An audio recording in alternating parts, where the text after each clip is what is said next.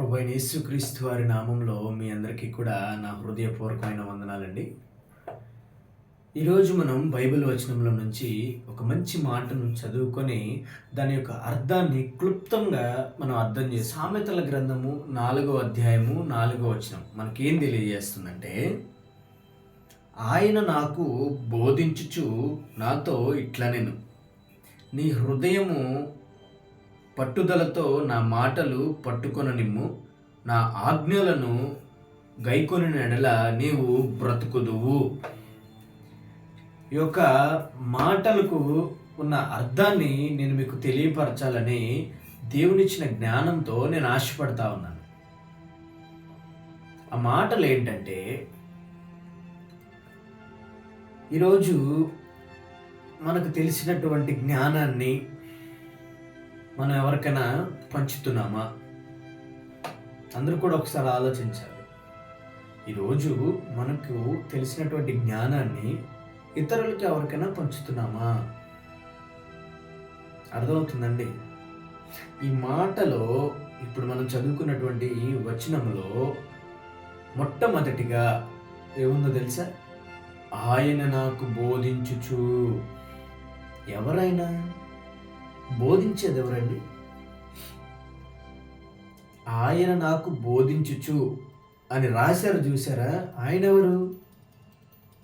రాసింది ఎవరు? బోధించేది ఎవరండి? అయితే మనము దీంట్లో ఈ మాటకున్న అర్థాన్ని నేను మీకు తెలియపరుస్తాను.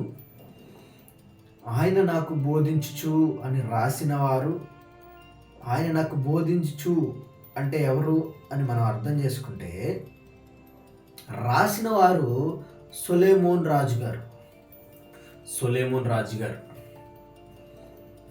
రాజుగారు తండ్రి పేరు దావీదు రాజుగారు.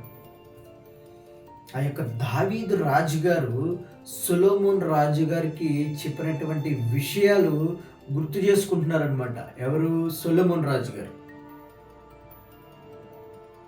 తన తండ్రి అయిన దావీదు గారు తనకున్న అనుభవాన్ని, తనకు దేవుని పట్ల ఉన్న ఆ భక్తిని సొలొమోన్ రాజు గారికి తెలియపరుస్తాం. పదం మనకి ఏం తెలియజేస్తుందంటే, జ్ఞానం అనేది తరం తరువాత తరం వారికి, ఇంకొక తరం వారికి అందించాలి అని ఇది మనకు సూచిస్తుంది. అర్థమైందండి? జ్ఞానం ఈ తరం నుంచి మరొక తరం వారికి అందించాలి అని ఇది సూచిస్తుంది. కరెక్టే కదండి. మనకు తెలిసిన బోధ లేకపోతే మనకు తెలిసిన జ్ఞానం ఇతరులతో పంచుకుంటేనే కదా ఈ తరం నుంచి మరొక తరానికి వెళ్ళేది. అది మీకు తెలుసు, నాకు తెలుసు, కానీ మనం చెప్పం. ఎందుకో తెలుసా? మనకు తెలిసిన జ్ఞానాన్ని ఇంకొకరితో పంచుకున్నాం అనుకోండి, వాడు పెద్దోడైపోతాడు కదా, వాడు మనకంటే జ్ఞానవంతుడైపోతాడు కదా, మనం కూర్చోవలసిన సింహాసనంలో వాడు కూర్చునిపోతాడు కదా. అంతేనా? అదే కదండి మనం ఆలోచించేది. అది తప్పండి. అది ఎప్పుడు కూడా ఒక దేవుణ్ణి నమ్ముకున్న బిడ్డగా మనం ఎప్పుడు కూడా అలా ఆలోచించకూడదు. మనకు తెలిసినటువంటి జ్ఞానాన్ని, మనకు తెలిసినటువంటి మంచి మనిషి గురించి అనేకులకు చెప్పి మార్చుకోవాలి. మనం మార్చుకోలేకపోతే ఇంకెవరు మారుస్తారండి? దేవుని నమ్ముకున్న మనం మారకపోతే, మనం మార్చుకోకపోతే ఇంకెవరు మారుస్తారండి?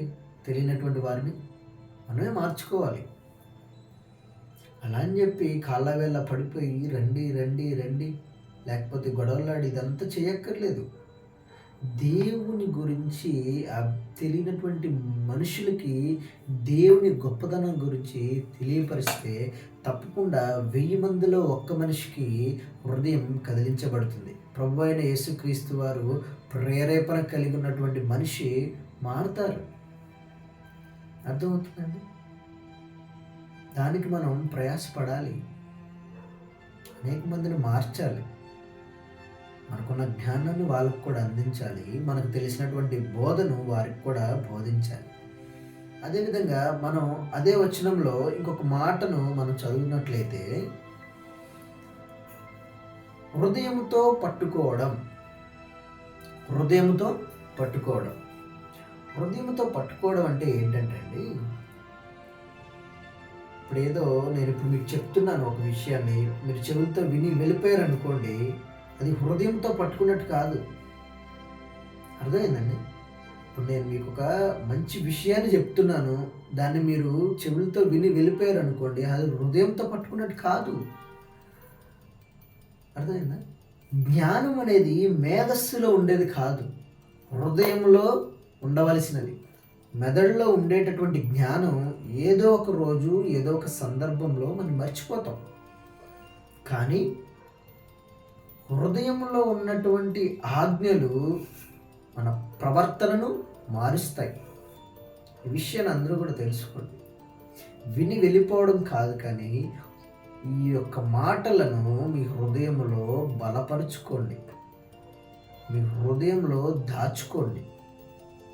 అప్పుడే ఈ మాటలు విన్నటువంటి మీరు మీ ప్రవర్తనను మార్చుకోగలుగుతారు.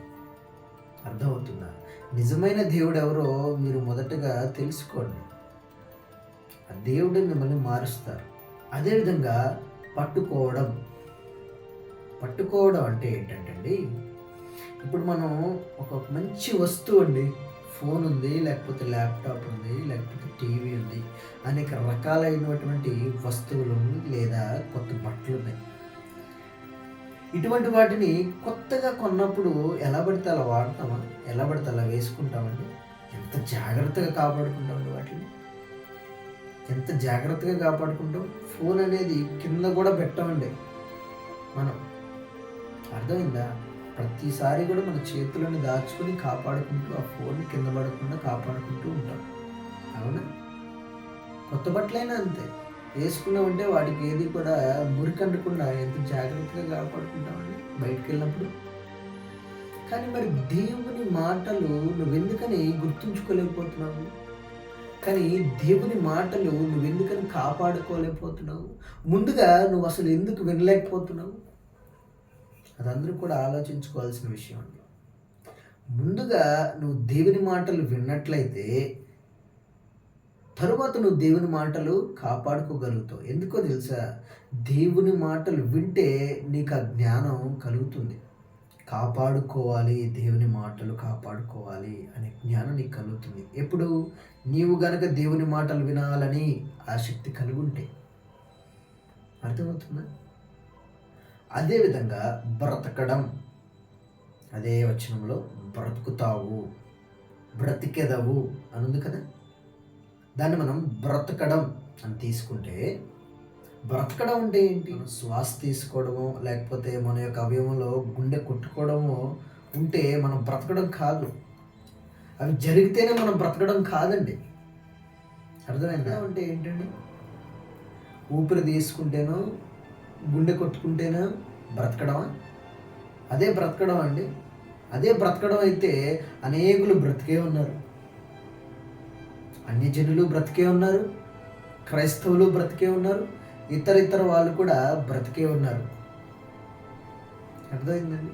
రోగులు హాస్పిటల్లో బ్రతికే ఉన్నారు, మంచివారు గృహంలో కూడా బ్రతికే ఉన్నారు. అది కాదు బ్రతకడం అంటే. నీ ఊపిరి పీల్చుకోవడమో గుండె కొట్టుకోవడమో కాదు బ్రతకడం అంటే. బ్రతకడం అంటే ఒక సార్థకమైన, ఒక ఆశీర్వాదకరమైన జీవితాన్ని నువ్వు గడపాలి. ఒక సార్థకమైన, ఒక ఆశీర్వాదకరమైన జీవితాన్ని నువ్వు గడపాలి. అది బ్రతకడం అంటే. సార్థకము అనగా ఒక అర్థవంతమైన జీవితాన్ని, ప్రయోజనకరమైన జీవితం. దాన్నే మనం సార్థకమైన జీవితం అని కూడా అంటాం. ఇప్పుడు నువ్వు తింటున్నావంటే అది అరగడానికి దేవుని సువార్త చేస్తున్నావు. అర్థమైందండి? నువ్వు తినడానికి ఒక అర్థం ఉంది, ఎందుకంటే దేవుని సువార్త చేస్తున్నావు కదా. నువ్వు తినడానికి ఒక అర్థం ఉంది, తినడానికి ప్రయోజనం కూడా ఉంది. ఎందుకో తెలుసా? నువ్వు సువార్త చేస్తున్నావు, అనేక మంది దాన్ని వీక్షిస్తున్నారు, అనేక మంది బలపరచబడుతున్నారు, అనేక మంది మారుతున్నారు, అనేక మంది రక్షణ పొందుతున్నారు. దానికి ప్రయోజనం ఉంది కదా. నువ్వు సువార్త చెప్పుతున్నావు అంటే నువ్వు ఆల్రెడీ ఆశీర్వదించబడ్డావు. ఇంకా అంతకంటే ఏం కావాలి? నువ్వు ఒక సార్థకమైన జీవితం ఆశీర్వాదకరమైన జీవితం జీవిస్తున్నావు. ఇంకంతకంటే ఏం కావాలండి? అది బ్రతకడం అంటే. బ్రతికితే అలా బ్రతకండి. అర్థమవుతుందా? ఈ లోకంలో పడిపోయి లోకాశలు, శరీరాశలు, నేత్రాశలతో బ్రతికే బ్రతుకు కాదు. మీరందరూ కూడా దాన్ని గ్రహించాలి. దేవుని మాటలకు విధేయత కలిగి బ్రతకండి. అర్థమవుతుందా? ఒక సార్థకమైన ఆశీర్వాదకరమైన జీవితాన్ని మీరు జీవిస్తారని నేను ఆశపడతాను. ఈరోజు నేను మీకు చెప్తున్నటువంటి మాటలే కానివ్వండి, లేదా మీ పెద్దవాళ్ళు చెప్పేటటువంటి మాటలే కానివ్వండి, లేదా దేవుని వల్ల చెప్పినటువంటి ఆజ్ఞలే కానివ్వండి, మీరేదో విని ఒక సమాచారంగా తీసుకుని వెళ్ళిపోవడం కాదు. కానీ ఈ మాటలన్నీ కూడా విని ఒక సమాచారం, మీకు ఏదో సమాచారం వచ్చింది, ఏదో చెప్పారులే అని విని వెళ్ళిపోవడం కాకుండా ఈ మాటలన్నీ కూడా మీ జీవనాధారంగా చేసుకోవాలని నేను ఆశపడుతున్నాను. జీవనాధారం అనగా మీ జీవితానికి ఒక ఆధారముగా చేసుకోండి. ఈ మాటలన్నీ కూడా మీకు తెలిసిన జ్ఞానాన్ని అనేకులకు పంచండి. అర్థమైందా? వింటున్నటువంటి మాటలను హృదయంతో పట్టుకోండి. అలా హృదయంతో పట్టుకున్నప్పుడు ఆ యొక్క మాటలే కానివ్వండి, ఆ యొక్క ఆజ్ఞలే కానివ్వండి మీ ప్రవర్తనను మారుస్తాయి. అదేవిధంగా దేవుని మాటలే కానివ్వండి, కొన్ని మంచి మాటలే కానివ్వండి జాగ్రత్తగా కాపాడుకోండి. అదేవిధంగా నువ్వు బ్రతుకుతున్నావంటే ఒక సార్థకమైన ఆశీర్వాదకరమైన జీవితం నువ్వు జీవించాలి, నువ్వు గడపాలి. దేవుని మాటలకు విధేయత చూపుతూ అలాంటి జీవితం నువ్వు గడపాలని నేను ఆశపడతాను. హృదయపూర్వకమైన విధేయతే మనలను ఒక మంచి మార్గంలో నడిపిస్తుంది, లేదా ఒక మంచి మార్గాన్ని మనకు చూపిస్తుంది. మీరందరూ కూడా ఈ మాటలు విని మీరు ఈ విధంగా జీవిస్తారని, అనేకులకి మీ యొక్క జ్ఞానాన్ని పంచుతారని, దేవుని మాటలు కాపాడుకుంటారని, హృదయంతో పట్టుకుంటారని, అలాగే సార్థకమైన ఆశీర్వాదకరమైన జీవితాన్ని మీరు జీవిస్తారని, విని మాటలను సమాచారంగా కాకుండా జీవనాధారంగా చేసుకుంటారని నేను ఆశిస్తూ ఉన్నాను. ఈ మాటలన్నీ కూడా దేవుడు మీ జీవితంలో జరిగించేలాగున ఒక చిన్న ప్రార్థన చేసుకున్నాం. పరిశుద్ధుడా, ప్రేమగల తండ్రి, నీకే స్తోత్రములయ్యా. ఇప్పటి వరకు నాయన మీ పరిశుద్ధ ఆత్మ ద్వారా మాట్లాడించినటువంటి మాటలు ప్రతి ఒక్కరు విని ఉన్నారు, వీడియో ద్వారా వీక్షిస్తున్నారు. ప్రతి ఒక్కరిని కూడా మీరు దీవించి ఆశీర్వదించి మాటలు గైకొని వారు జీవించేలాగా అనేకుల్ని ఆ మాటలు చెప్పి అనేకుల్ని మార్చేలాగా సహాయం దయచేయండి. ఈ మాటలు వింటున్న వారందరినీ కూడా మీ బిడ్డలుగా స్వీకరించి వారందరికీ కూడా మారు మనసులో రక్షణ భాగ్యాన్ని కలుగు చేయమని, ఈ సువార్తను అనేకులకి పంచి ఆశీర్వాదంగా ఉంచమని, మాటలు నా ద్వారాగా మీరు తెలియపరుచుకున్నందుకు మిమ్మల్ని ఎంతగానో స్తుతించు. మాటలు దేవుడు దీవించునుగాక. ఈ చిన్న మాటలు దేవుడు దీవెనలతో, దేవుని ఆశీర్వాదంతో మన జీవితంలో జరుగునుగాక. అందరికీ కూడా నా హృదయపూర్వకమైన వందనాలు.